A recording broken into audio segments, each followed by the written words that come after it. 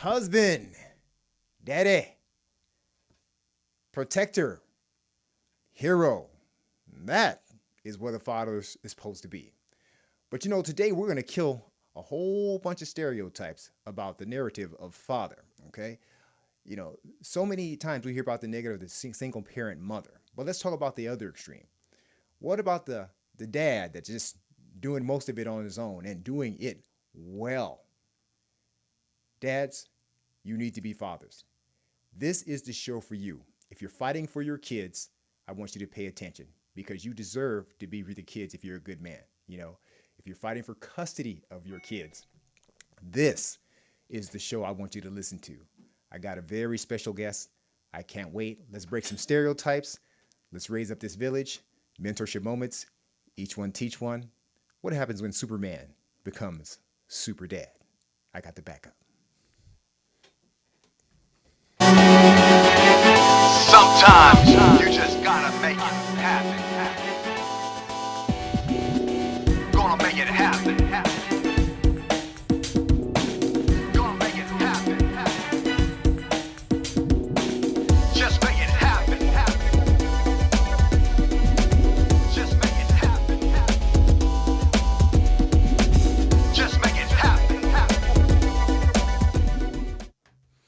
All right, man, it's so good to be back. And man, I could not wait to get this guest on the show to talk about this subject. Well, CJ, why couldn't this wait till Father's Day? It can't wait.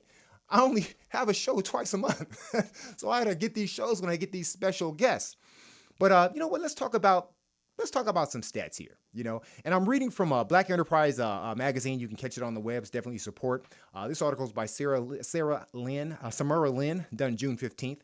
Look at statistics from the Pew Research Center, data from 2017. 36% of Black children under 18 years old live with married parents. 47% live with single mothers. Listen to this, guys. 7% with cohabitating partners, and 4% live with single fathers. Since I like stats, for credibility, I got another one for you. About 24 million children in America live without their biological father, according to the U.S. Census Bureau. And there have been numerous local national efforts to improve these statistics. Now, this is from the Associated Press. The article is entitled Single Black Fathers Fight the Deadbeat Dad Stereotype, and by R. Khalid Sattar II of Milwaukee Neighborhood News Service. That's June 28, 2019. So, hey, go check that article out and support, okay? These are staggering. Now, let me give out a disclaimer really, really quick. For my viewers who are not African American, this isn't about, black this, black that. This is about learning through us. We get to learn through you guys. Now you get to learn through us and share. So before you start saying, oh, it's just so sad, single black fathers and mothers, listen, 24 million. That means there's some white single moms and single dads out there, okay? We are learning from each other, so don't go feeling good about yourself, okay? But if you're in for the knowledge, if you're in for the teamwork, then that's what we're all about in this village right here. But before we get into our guest, very special guest, I got to give out some shout-outs. First of all, some well-deserved birthday shout-outs to Xavier and Dion Joseph. Happy 22, and with your deep voices. I got a little surprise for them a little bit later today, because, there's these little superstars, so I got a surprise. Sponsors, Denise Porter, God bless you, thank you, and our sponsors from and gratitude for Mutual Realty Consultants, Yolitas Carter, you are amazing. You can catch her on Facebook /Mutual Realty Consultants. She's the bomb.com. I'm telling you. Listen, if you guys want to sponsor this show, all you got to do is call her brother. You call her brother. All right. Let's talk about the Black Health Trust. This went down this weekend. I was so proud to be a part of the Black Health Trust. What happened, CJ? What happened was this personal trainer right here got called on to a panel of the nation's greatest African-American doctors, and we rock the house together. It is nice to be at the table talking about health in my profession, and it worked out just fine. I learned so much, and we're going to have Dr. Cutter on the show as a guest on my show very soon. I'm excited about that. Now, look, guys, Guys, if you want to keep positive community shows like this going, you got to help sponsor a brother. Again, I thank Denise Porter. I thank my guest, Mutual Realty Consultants, for helping me out this week on another matter. Awesome. You deserve a shout out. But hey, let's talk about community support for community show. One of the ways you can, help the show out is you can do Venmo. You can do Venmo at CJ Functional. That's Venmo at CJ Functional. Hey, pass that collection plate. I'm not asking for thousands of dollars, but then again, why not? If the churches do it, so can I.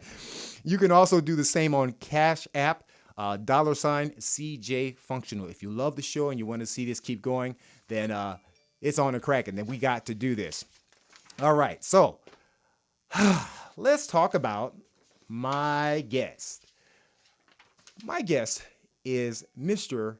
LaTeef Williams. I mean, this guy is amazing. He's 41 years old. He's an MMA extraordinaire. He's a purple belt in Brazilian Jiu-Jitsu. He's also a firefighter. They call him the Renaissance Man. I call him the Free Spirit Man. This brother is amazing. Ladies and gentlemen, without further ado, allow me to introduce you to the man, the myth, the legend, the guy that's going to impart some wisdom on us. Single dads, dads alone. Mr. LaTeef, the Python Williams. Here's a little video vignette about it. Literally, you hear people flatlining in ICU. I never forget, it was like 2 o'clock in the morning. You can hear all the hustle and bustle of the nurses, and all day you hear beep, beep, beep. I'm like, man, that's not going to be.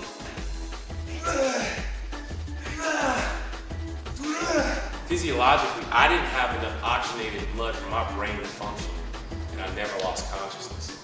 He didn't understand that. He said, technically, you bled out. They were doing everything they possibly could, but he said, just wait on you to die. Starting out with jiu-jitsu and being in good shape. Nah, keep your arms extended. Arms extended. Oh, it's harder. Like, Yeah, you did it right. Drive, LaTeef. I just passed the physical agility test for the LA City Fire. And I remember thinking, am I going to ever be the same? I'm like, yeah, I'm going to be better.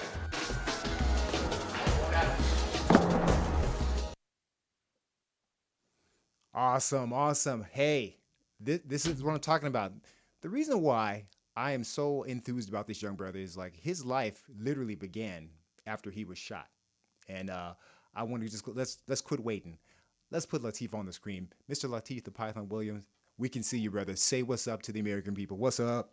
Hey, what's up? Man, you know how to make a dark man blush and all that. We got more photos coming up, bro, as we get to talking. Today I want to talk about being a single. Now, you're not single, so I mean, I know you're big, dark chocolate sexy, and I mean that in the straightest way possible, because I'm dark and sexy myself, with a happily married woman. So I'm not throwing you out to the wolves, but you are raising your son on your own. Is that correct? Yes, sir. Along with, we all have a village, but yes, I am divorced. I'm legally divorced. And yeah, man, it's me. It's me and him. Wow. Well, relocated to Florida, so he's the only relative I have in the state right now. So this brother's across the country. I'm telling you, I'm so connected. I got so many guests waiting for you guys. It's ridiculous. But before we get onto that topic, I'd like to talk about superhero origins. Now, we played a video of you discussing that time we were in the gym, and you were talking about how you, in my mind, your rebirth started when you got, because I think you're a very free-spirited individual for the stereotypical brother. I'm the stereotypical brother. I don't surf, I don't swim, I don't do any of this stuff. Let's talk about that day and let's build from there. Let's talk about that. Well, yeah, my origin, I guess, from, if you say that where the hero, comic book hero started from, the tragedy that impacted her life. And it was when September of 2004, shot 5 times sitting at a red light on the corner of Crenshaw and Hyde Park. Giving my buddies a ride home. This was after we went and watched Sugar Shane Mosley fought Oscar De La Hoya. And, I always got to move past well, what were you doing being shot? What were you doing? And I was like, I was sitting at a red light. I don't smoke, I don't drink. So when me and my boys would go out and, hang out and party, I was always the designated driver. And, as long as you gave me gas money, we was good. And the guy who shot me and the passenger, he was a known gang member. So statistically, had I died, it would have been registered as a gang shooting, which to me would have been inaccurate because there was only one participant in that shooting that was a gang member, and he was the shooter. The other two, we weren't part of any type of gang. Well, I want to keep it real because this will spill over to another point I wanted to mention. So it's a shame that it would have been titled that had you died, and thank God you hadn't have died. Since then, you had an epiphany. What was that? I mean, what was it like? What was it like in the ER? Tell us about that. Let's build on that. I remember, like, people go, "Oh, you were in shock and you were this," and I was like, "Nah." I remember being pissed. I remember driving to the hospital, punching the steering wheel, hitting my OnStar button, like, man, I just got shot and I didn't do nothing. I've done crazy stuff in my life, but nothing with that. And it was like a movie. I remember driving to the emergency rooms, Daniel Freeman Hospital, right across from Centinela Park Cemetery. And I remember trying to hop out because I made it right to where the ambulance entrance doors opened up. And I remember trying to tell them my boy got shot because he was yelling and screaming and I was just mad and my leg didn't work. And I remember I hit the ground and I remember it was kind of hard to breathe, but it felt like, just my stomach feel real full. I remember looking at my hands and my hands shaking and the fog coming out my breath because it was a cold night. And I can see the stars behind my blood covered hands. And I'm like, man, am I going to die? And just within that, I was like, nah, I'm not going to die. I haven't seen Japan. I haven't seen Africa yet. What's my mom going to do? What's my brother going to do? And after that, this guy, I remember somebody grabbed me and scooped me up and drugged me into the ER, and just everything was going. And it was parts of it I remember, but parts of it really stick out. I remember I was 275 at the time. I was powerlifting. I graduated Fire Academy. I played Arena League as well as semi-pro football. So I was a big, strong, healthy guy. So I remember there was only one of them, and I was with awkward position to put me into the X-ray machine. So I remember pushing them out the way, and I'm just pulling myself in the X-ray machine and pushing myself out. And I hop back on the gurney myself. And I remember the ER doctor stopping everybody saying, "Look, wait, how many times have you been shot?" Some person said 3, some person said 2, and he stopped and he leaned over and said, "Mr. Williams, we're going to check you out. I'm going to palpate you and see." I was like, okay. I don't know if he knew at the time that I already graduated Fire Academy. I was already EMT. So that's how I knew when I got shot, I wasn't going to sit waiting for an ambulance. I knew I needed a hospital. In a trauma situation, there's no medicine, there's no nothing in the back of an ambulance. You need a doctor and you need surgical steel. That's it. And diesel to get you there. Wow. So he leaned back over and he said, "Mr. Williams," he said, you got 5 entrances. You got 7 wounds. You got 5 entrances and 2 exits, 3 in the abdomen we got to worry about. I was like, okay. And then I remember my heart dropped because I know the statistics of being shot in the abdomen. You have your ascending aorta, my pancreas, my liver, my gallbladder. I knew too much. So, but I still didn't let that totally, get me down because I remember them putting me in reverse Trendelenburg. They were raising my legs up because they needed blood, as much blood as possible to flow to my organs, my essential organs. And I remember them saying, "Oh, he's shocky. We're going to need blood soon." And I remember going, "Who's shocky? I'm not cold and I'm not tired either. Who y'all talking about?" Wow. And then I remember looking up and then putting up my 4th bag of IV. And That's about 1,000 milliliters of fluid, and the body only holds, 4 to, if you're a big guy like me, you have like 5 to 6,000, but I'd already bled out pretty much half of what I was supposed to have in me. That's deep, man. And I remember the doctor going, hey, we're going to need blood. And I remember I grabbed the doctor and I said, Doc, be positive. Oh, Mr. Williams, yeah, we're going to be very positive. And I'm like, no, my blood type, man, be positive, be positive. Oh, man.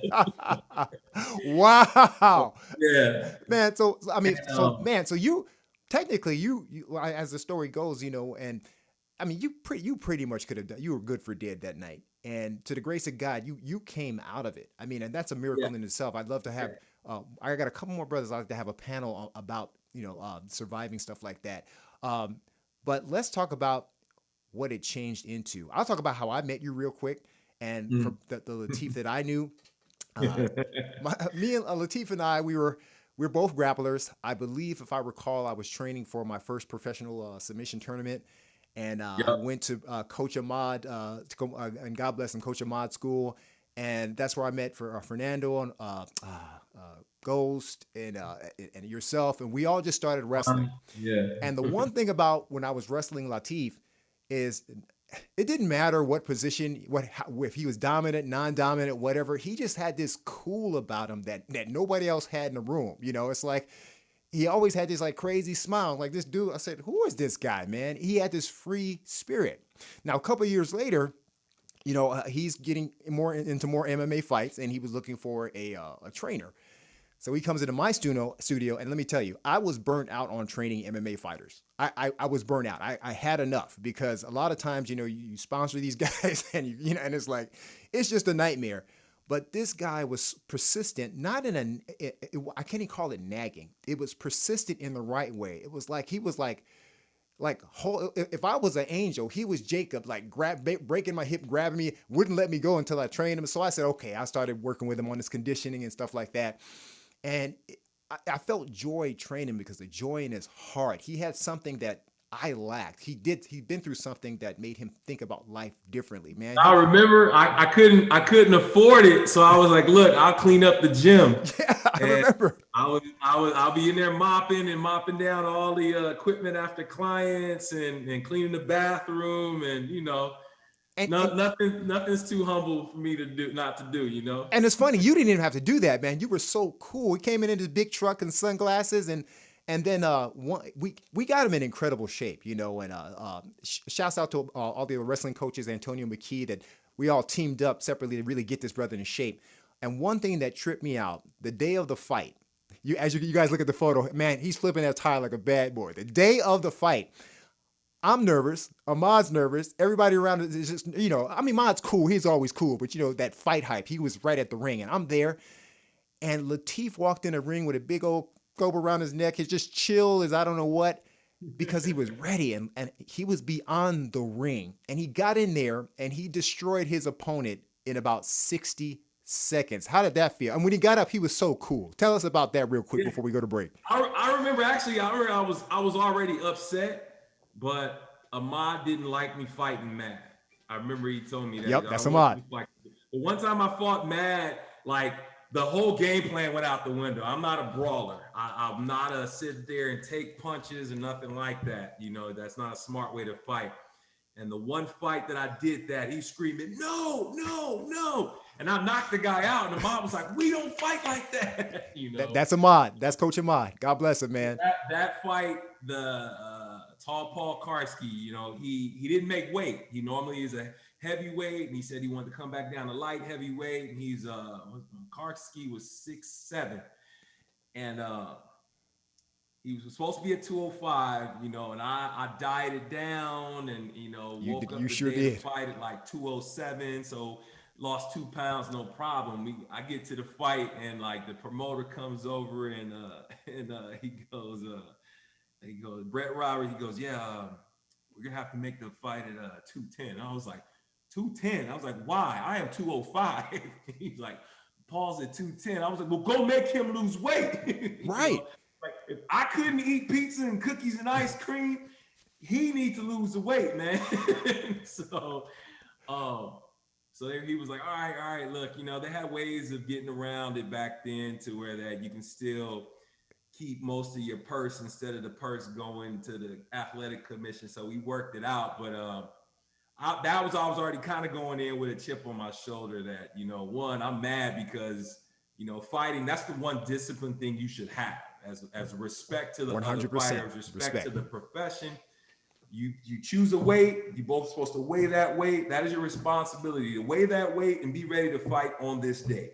And man, bro, but you went in, and you closed the show with a rear naked choke. It was so, and I was going to show the picture, but I don't want to, I don't know if your boys watch it. I don't want to do that to him, but you closed it out and you did such an amazing job. It made me, I said, this guy is on a whole nother thinking level. And now we're going to talk about struggle when we come back. But first, a commercial from CJ's Functional Fitness.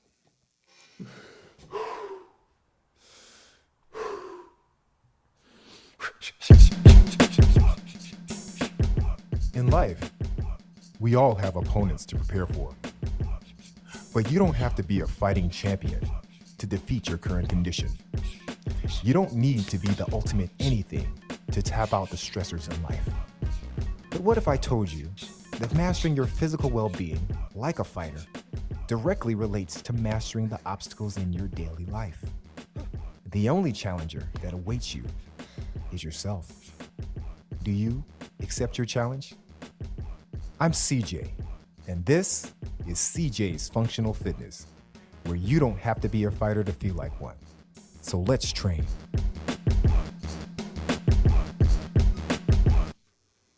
All right, man. So we heard the superhero origin. We heard how we met.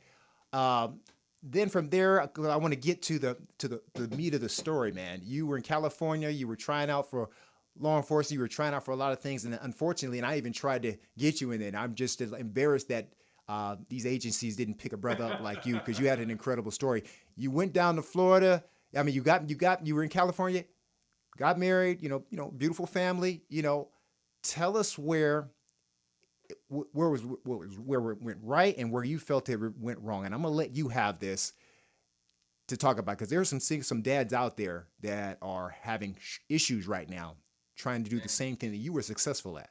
Let's talk about it. So I made it on with LA County Sheriff's Department, at disappointment of some of my LAPD brethren, including my cousin, who's a sergeant, and pretty upset at that. But struggled for a while to be a firefighter in California, and it's just very competitive, very difficult.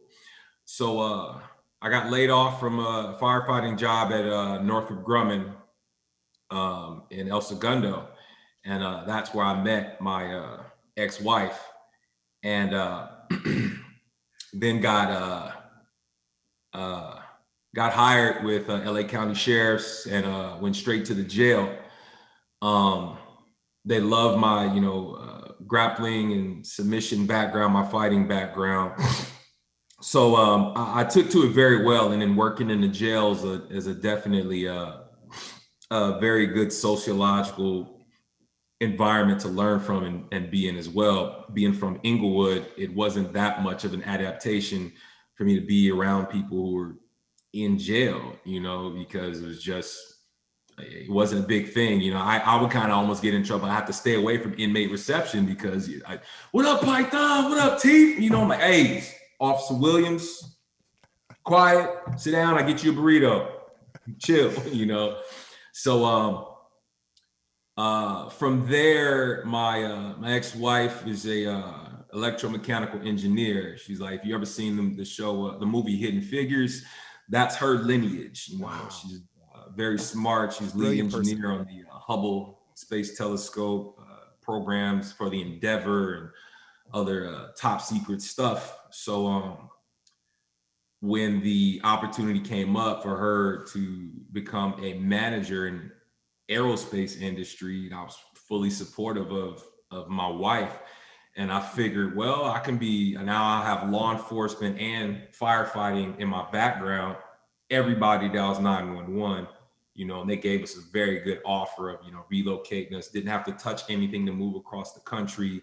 got us an apartment, helped us find a house, and just Let me stop you right there. Let me stop you right there. Wait a minute. You dropped everything for her dreams. That I just want to like pause and reflect on that. Yes. All right, Yes. I'm Because, usually, you hear about the woman quitting her job and following man. Yeah.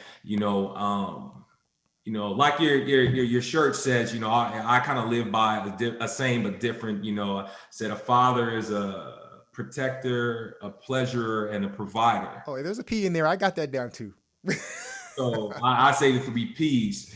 And I'm not a monetary man. Money doesn't make me. Millions of dollars have passed through our hands throughout our lives. So it's a paradox that we sacrifice so much for something so common as money, and we put so much value on something that's such little value as money.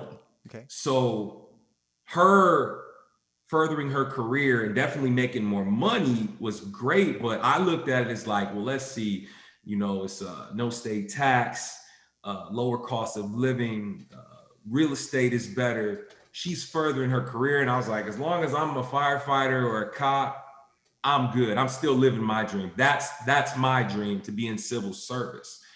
So it kind of lined up to where I got a couple of recertifications because I let them lapse because I got into law enforcement. So she said, well, we're going to move, why don't you recertify your EMT and any other classes, they'll pay for it so that when you get down there, you have more options. So I was like, all right, cool. So before we left, I started applying for jobs out here, and we got out here in May of 2015. And by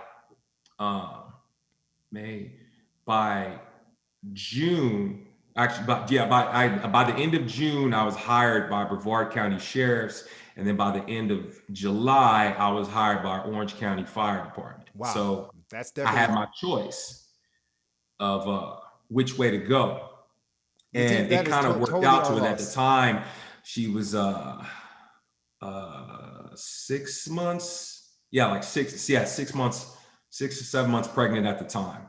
So if I would have started with the sheriff's department, I would have been in academy around the same time my son was born. Wow. Versus if I started fire, it would have been after he was born. So as a family, we made the decision. She was like, well, start after he's born, because then if he's born in October, I didn't start fire academy till February. So I had that whole time to bond and be with my son. Wow. Plus, she was getting adjusted to her new job. I had my own job in itself because I had to be the foreman from moving a 3-bedroom, 3-bath house into a 2-bedroom, 2-bath apartment and storage, as well as supervise the building of our new home. Then our son was born, and then move everything out of the apartments and the storage into the home. And then after moving into the home, I started Fire Academy. After I started Fire Academy, then it was a year of probation, all with the newborn. And then after the year of probation, immediately after that, I was in anatomy and physiology for 4 months, which is a prerequisite for paramedic school. That Monday after I finished anatomy and physiology, I went through Dive Academy to become a certified rescue diver. Wow, and that's that amazing. For 3.5 weeks. And then that Friday I finished Dive Academy. That Monday I was in paramedic school for a whole year after that. And then 3/4 of the way through paramedic school, I filed for divorce. And so, and it really, it hit the fan, and it couldn't come at the worst time because. So you have a baby. Yeah. And it's going. You guys are living the dream house. I remember us talking. Everything's going right, and then now now it's falling apart. What is that like with a child and a male child at that? Yeah, I mean, because I was fortunate enough to be mature of when I got married. I didn't feel like my bachelorhood was in it. I felt like this is the next thing. This is the next chapter.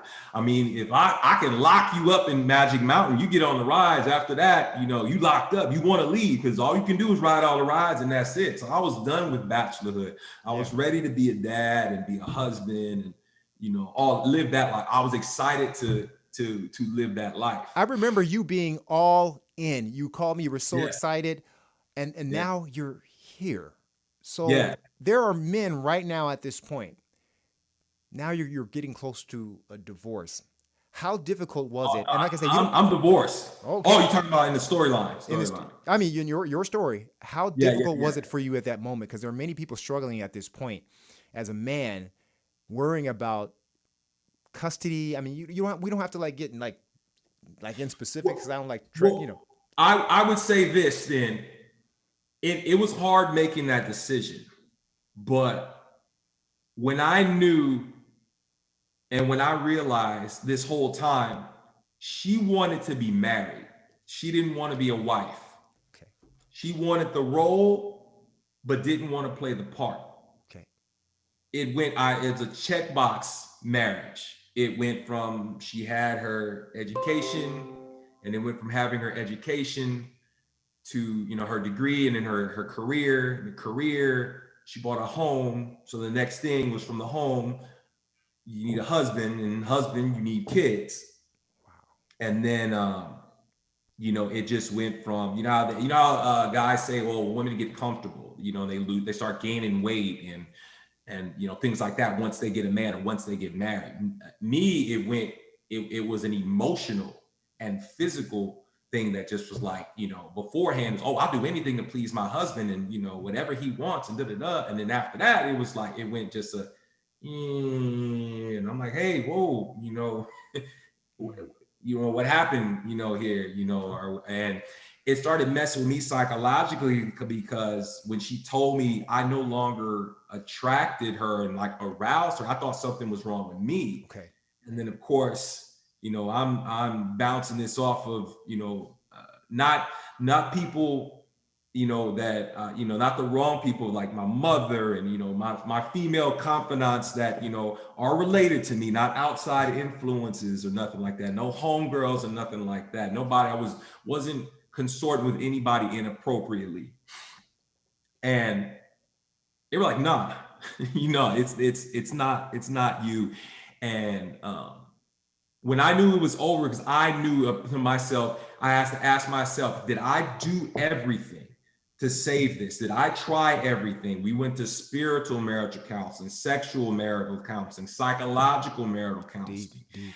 And when I sat back and all the answers were, you know, like who she was talking to, why her family knew about personal conversations between husband and wife, and then also there's some other mental health issues that I found out about, her family knew about, right, that they repressed her and hid from me.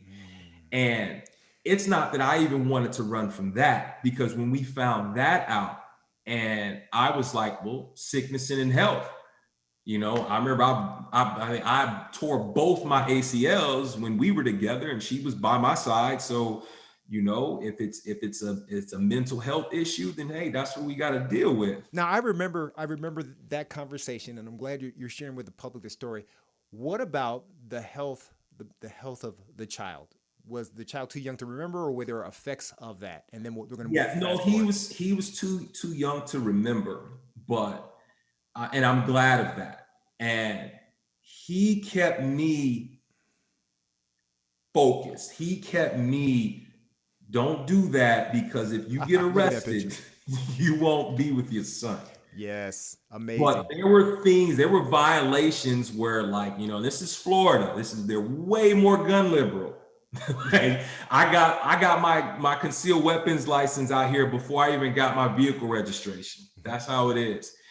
And there were times where my son was kept from me by my in-laws. And when I said, where's my son? Oh, wait till we get back to tell. And I'm like, what? Whoa, what? Wait till this is my son. And you're telling me to wait. And I went and beat on a couple of doors, so I found out where he was. And luckily, that there was no any direct incident, There were so but many men that are going through what you're going through right now, who love their kids, they're doing everything they can, and they get to this point, and you're already talking about that raw emotion. Was there a point? Because there you were definitely persistent, but yeah. was there ever a point in those moments when it was all over and now we're in this battle here where you were felt helpless? Yes, the best way I can describe it is I felt like I was treading water in the ocean, holding my son up, like dragging my ex-wife, and her family was in a boat on the other side, like pulling her feet away from me. That's You poetic. know, that's like the best way I can describe it, man. It was like, and I couldn't fall apart because I was a probationary firefighter. Right. I still was on probation. So I had to show up to work, make the coffee, make the tea, put up the flag. Yes, sir. No, sir. Be the first one up, last one to bed, first one on the engine, do my job. And any person in civil service knows when you come to work, you are not worried about your life. You are worried about everybody else's, whether it's your partner in your squad car, whether it's your crew on your engine, or your partner in your paramedic in your box, in your paramedic box. You don't worry about yourself because you have to be selfless. Everybody else worries about everybody else. So you don't have to worry about yourself. Well, you know what's funny about being on probation when you're a civil service, law enforcement, fire, or whatever, you make even if it's a mistake outside of work is not even your fault. On probation, they can cut you. Is that right? Exactly. It can be anything. And that's what one of the things that I was worried about. I mean, they'll do and they'll fire you first and then you'll fight for your job later. Yeah. But it's hell going through that worry about whether you're going to get your job back, even though you could be in the right. And they can just, it's usually in every case, in every academy, police or fire or wherever, there's usually anywhere from small departments, maybe 5 to large departments, 500 other applicants who wanted to be in the seat that you were in. That class of 24 or 32, there was thousands who already applied, if not hundreds of thousands, considering West Coast. So you try your best not to have a bad day, whether it's physically in your actions or even psychologically. And Now you got through. You're getting through this, and I'll leave a number. I it's a lot to talk about. I wasn't going to give the number, but if there's a dad out there that's having these issues, I want to hear from you. 323-815-4204. That's 323-815-4204. If you're living this right now. So we're going to take a quick commercial break. Another commercial from CJ's Functional Fitness, and then we'll continue this conversation, man. This is deep. Not every day I have the power to fight, but my body needs me.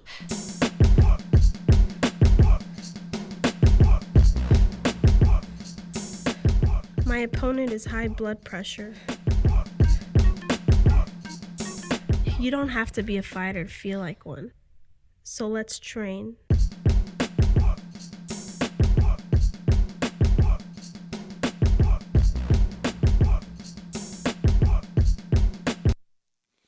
All right, we're back, man. Mentorship moments, man. I'm learning, and I was, I guess, one of the people you could call to walk through this, and I feel like I'm relearning all over again. I'm feeling the pain of it.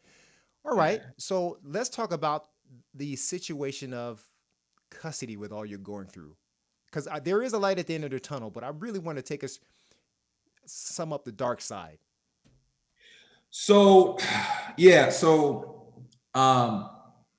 figuring my marriage was over. I was done. I wasn't gonna win a fight with a woman who hadn't cleaved from her family. and wanted to live her marriage for her family and not for her husband and her immediate family. So, you know, I was done. And kind of the sugar to crap moment was I filed for divorce April 30th, 2018. Wow, you remember the date. And March 10th, I remember I was taking my third semester finals in paramedic school. And I mean, it was just fortuitous, the people who came in my life who were supposed to be there to help me. Her name is Janelle Woods, and I just met her through her son coming to the station. Turns out she's a phenomenal Black businesswoman who she owned her own bakery and just so happened to own her own paralegal service and just so happened to be a realtor as well. So, you know, me being the Proby firefighter, when the son came to the station, I showed around the station and everything and showed him around the station. And then they told her, oh, he'll be off probation, blah, blah, blah, blah. And she actually surprised me with a cake. So she was like, yes, my bakery, da, da, da, da. So, and at that time I was still married. So me and my ex were still together. So my son was turning 2. So I called her up, said, hey, you know, I organized my son's second birthday party at this place called Gorilla Joe's or something, Monkey Joe, something like that. It's like an indoor bounce house. So anyway, sounds tasty. I said it sounds tasty. Yeah. Imagine Chuck E. Cheese, but with bounce houses. Okay. So she made the cakes, made the cookies, and made everything, you know. So I was like, man, this is great. And so when I filed for divorce, like I ain't never commissioned a lawyer for nothing. I've never needed a lawyer for anything. So I was like, hey, Janelle is a paralegal. So I called her up. It's like, hey, you know, I'm filing for divorce. Gave her kind of the story, what's been going on.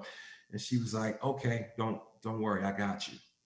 So when I filed for divorce, the day before, I remember I went to her office and I was like, here's everything. And she was like, okay. And she went through it page by page for free. This is $5,000 worth of legal services that she was like, I got you, don't worry. And this is just from me being who I was as a firefighter, you know, kind of, because she talked about how her son's day was so lit up and he never forget that day because, you know, we're rare. Black firefighters are rare. So for him to see somebody who looked like him showing him around, you know, it just, you know, made his day. So that was her paying it forward back to me. That same day, a woman who used to be a deputy sheriff who went to law school, who wanted to specialize in helping custody and divorcing civil servants, was at her office. She took my paperwork page by page, went through the whole thing. Okay, you want to do this, you want to do this, blah, blah, blah, for free. All I had to do was pay the legal fees to file it. So I was like, oh, okay. Thank God. And in the beginning, all I wanted was 50-50 custody of my son and half the equity of the house that we built in Florida. Right. Just so I didn't even want the house, just half the equity so I can buy something so that our son can be just as comfortable with me as he is with his mother. I said, keep the house because that's the only place he's ever known as home. So Janelle calls me right after I took my my final. And she's like, you got to go down to Brevard Courthouse. And I was like, why? I just took my final. I got to go take my skills test. And so she goes, you got two restraining orders, 2 injunctions of domestic violence that you beat your son. Wow. She filed another injunction saying, you know, abusive marriage, just all kind. I'm like, and all this stuff is just completely false. Completely. Wow. Absolute. Like basically, she filed it on a Thursday. We were still living in the same house. We were still sleeping in the same bed because I really didn't have anywhere to go. And I said, well, just because we divorced, why do I need to make myself uncomfortable and sleep on the couch or sleep in the guest room? You go sleep in the guest room. I'm sleeping in this bed because this is the bed we bought. This is the Tempur-Pedic sleep number mattress for my back that we bought. I'm sleeping here. The night that she filed, we slept in the same bed next to each other. When it got tossed out, because she was still in her manic state from her mental illness that she was diagnosed with, it got tossed out. So she refiled for 24-hour consideration. And then it got tossed out again because of just some of the just weird stuff that you would think a lawyer would say. You may not want to put that you think your ex-husband is preparing for the zombie apocalypse on your restraining order. Wow. I want to move fast forward a little bit because this is deep, but I want to go to the part where you finally got to be in your son's life like you wanted. So, and that's still ongoing. Right. Because, in the parenting plan, the key to things that I would say fathers is you have to be on your paperwork. You cannot wait. You can't put it aside. Men, we are horrible with paperwork. Yes, we are. We are horrible with let the wife handle it. Let the wife know. When you get to that situation, when you get paperwork, you file it that day. The main thing that Janelle Woods and her other lawyer, Esquire confidant, told me is that men get railroaded because they show up to court trying to explain. You had 3 months ago to explain when this was mailed to you. And she'll go, and she said men come to her the day before they have to go to court and say, I need to get this done. And she's like, you got this 4 or 5 months ago. It's not much I can do with this, but bring this to the judge and maybe he'll listen. Right. But usually on the woman's side, they have everything filed. They have everything done. And it's da-da-da-da-da-da. But you had it done. You were ready. The judge is there to make a decision. He's not even here. He's not even there to hear the argument. He's there to see, okay, you got this paperwork. I got that paperwork. Okay, here I am. He's not even there to really hear what you have to say. So that is the downfall I found that I was told. And what she told me was, thank God, I was on it. When I got something, I filed it right then and there. If something happened, I wrote it down, and any type of paperwork from hospital, proof of hospital records to my work schedule, to where I was at this time, to who was with me, to luckily, the father that I've always been. My son's name was picked 10 years before he was born. His name is going to be Xion Aiden Williams.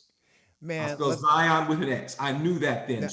I want to hold you. I want to hold you here because we're going to go to one more commercial break, and then we're gonna flip it over to the good side because we got about 10 minutes left. And man, brother, you ain't changed. You like to talk, so we'll do a quick commercial break, and then we'll tie up on the good side because man, this is really helping some brother out there, man. Mm-hmm.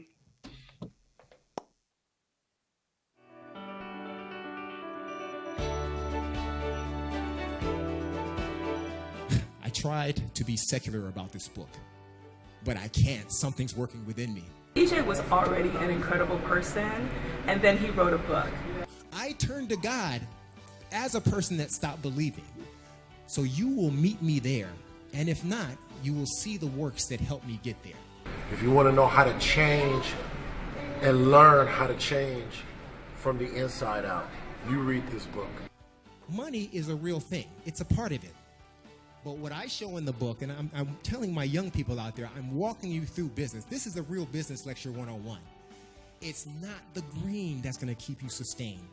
It's your influence. How well do you impart influence and love in people? How do I make you rich by a conversation we've had? It's going to help you no matter what situation, no matter what trials or tribulations you're going through. It's going to give you that ammo that you need. Watch God grow inside of me. Watch him show me why this went wrong to get to right. To him to say, you know what, God? I needed the tragedy too. I needed to feel loss. I needed to feel grief. I needed to feel let down. And thank God you've got me where I'm at in my marriage, with my kids, with my family, so I can see the blessings and I can tell somebody else how all those things I went through in the past got me where I'm at today. You can get through anything if you just keep the faith and walk through that valley and don't give up. Don't turn back, don't look back, just keep looking forward, and the goal is right there. You just have to keep pushing forward. Keep your brains in your head, keep your heart in your chest, and keep your pee-pee in your pants. And that's it. That's great advice. Try not to cry. This will stay in your hearts for the rest of your life, and it will conquer the demons that lie in your mind.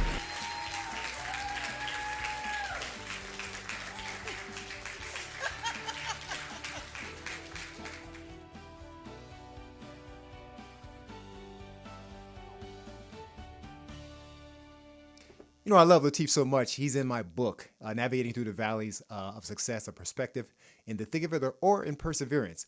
Branded in 67 seconds, credit to a Python. Check it out. It's a whole chapter about how this brother's light is shining on everybody. Now, we're getting close to the end, but I want you to take it to the other side. The reason why I brought you here, because I love how you love your son. And you're not alone. You're not single in the sense of the word, ladies. So don't you all get all hot and bothered because he's taken. Because I want to show you a picture of your whole new family. Let's talk about that. The way you love your son and publicly love your family is a beautiful thing. Oh, man, beautiful. Who's that young lady with you? Oh, that is investigator, the lovely Miss Tiara Banks. And she's a badass. She can shoot. She can do it all. Say it again. I said she's a badass. I saw a photo of her shooting at the shooting range. Yeah, she is the first and only African American female on the Rockledge Police Department SWAT team. She just made detective, and she's the love of my life. She's the reason why I quit Orange County Fire Department to be closer to my son, and took a less paying job with the Rockledge Fire Department. I took over 10K a year pay cut just to be closer to my son. My lawyer said, if we have to go through the courts, it'll definitely help us out if you were a local firefighter. So I said, that's all you have to say.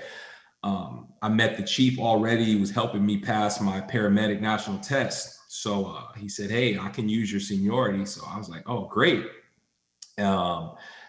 She and I had actually already met because I just gravitate, and people of like mind gravitate towards me. Actually, my mentor out here, Michael Kador, who's also a city councilman, a lot like you, CJ.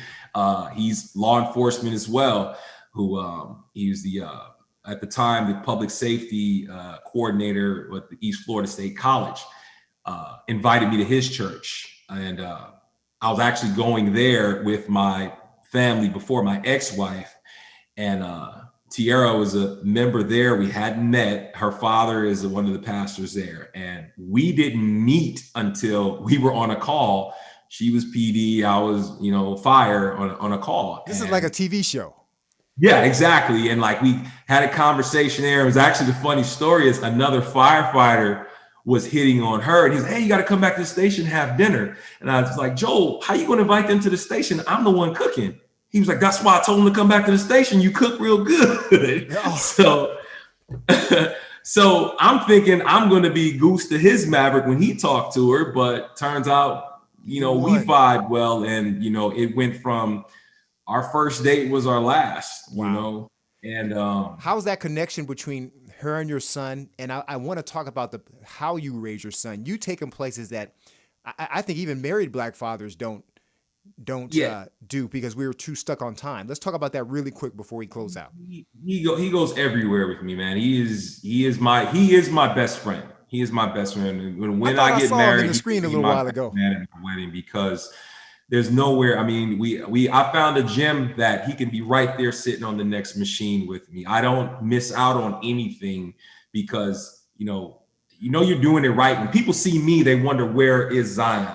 Because he's not with me. When I go to Zion's school, all the other little kids say, hey, Zion's dad, because I don't want to miss anything. My days off, I look so much forward to like picking him up. I just out of habit yell his name when he's not here, when he's at his mother's house, because he's just that much just a part of me, and I don't even have men in my circle. And this isn't by elimination. I don't have men in my circle that don't take care of their children. Hell, don't take care of children that aren't biologically. I'm one of them. I raised my daughter Imani. Me and her mother met when Imani was 7 days old, and she just turned 20. And she's been, a part of my life. Now she's old and grown, and I get a text every now and then now. But I don't know anything else other than to be the father that my father was towards me. But my father said, no, you're not going to be like me. You're going to be better than me. Man. So, and that's what I strive to do. And that's what I strive to be. I don't want him to miss. And I don't mean just monetary stuff. Like I'm talking like baiting the hook, on when we go fishing. I do fire safety week so that my son can say, oh, you want to be a firefighter? My daddy's a firefighter. And there he is right there, and it feels good when my son says, when he says, I want to be a firefighter, he says, I want to be like daddy, that just makes me not want to make any mistakes. With that said, you've got about 45 seconds to tell men out there that I'm not just talking about the dads that want their kids, the dads that know they got kids out there. Give us about like 40 seconds of what it's like, the miracle of being a father to your child. Man, it's the greatest thing in the world. I always tell people that firefighting is the second greatest job in the world. First one is being a father. And you project that. I mean, I see kids cutting up anywhere else, and I look at them and, and that fatherness just comes out. Like, okay, you may not have one at home, but you got one right here for about 30 seconds. So straighten up, and just he can make me mad 1 minute, but he'll smile and punch me in the stomach, and just I get him whatever he wants, and it's I couldn't imagine doing anything else. He is definitely a chip off the block. I love watching how you guys interact, and like I said, you're my brother, man, and I had to have you on the show. And for Father's Day, I would love to have you back with a bunch of other good brothers that I know who have a big session on what it's like to be a father. But I just want to give you a taste of the people that I know, man. And it's more than just fatherhood. This guy is just an amazing human being. I'd love to get into a more comical state of what he is in my eyes. I'm the introvert. He's the super extrovert. Guys, I want to so LaTeef, I want to thank you for being on the show, man. I got to have you on again because we're not done yet. There's a lot to get into the weeds of. Like I said earlier today, I wanted to have a little surprise for Deon Xavier. It's your birthday. Men, be fathers to your children. Go find your kids right now. It's never too late. Okay, it's never too late. Never. But and thank you, LaTeef. You are the man. Thank you so much. The Thank surprise you, is Zay and a little DJ. They got put a little. Their single is growing, and I wanted to put it out there. It's blowing up. The kids are performing. They really mastered their craft. Deon and Tashi did an excellent job. Yes. So let's take a look at Too Real by Zay. So trust me, it's too real out here. Just trust you cannot have no fear. My heart dried up, ain't got no tears. No tears. Trust me, it's too real out here. Just trust you cannot feel like it. My heart dries up too cold out here. It's too real. Sometimes I get really aggressive whenever I'm feeling tested. The rap is not a confession, so put your feelings to rest. See a hater beside of me, pray to God that he guided me, cause the beast that's inside of me taking over like prodigies. Getting on your nerves to let you know that I'm running it. Crocodile mouth whenever I feel like talking shit. I'm a pit bull, so when I'm knocking, I'm ripping it. And you better have a bike, cause only barking to me's a bitch. Damn. Oh my God, man, Deon, you did such a good job because you're such a great father. Tasha, excellent mother. Guys, thank you again. Please, your donations or your giving helps. Venmo, Cash App. It's out there, at CJ Functional Venmo, $ for Cash App, CJ Functional. And I will see you in 2 weeks. We're going to talk about some survivors, more stuff. I got more mentors. I got the backup. Mentorship moments, each one teach one. We are the village. It happened.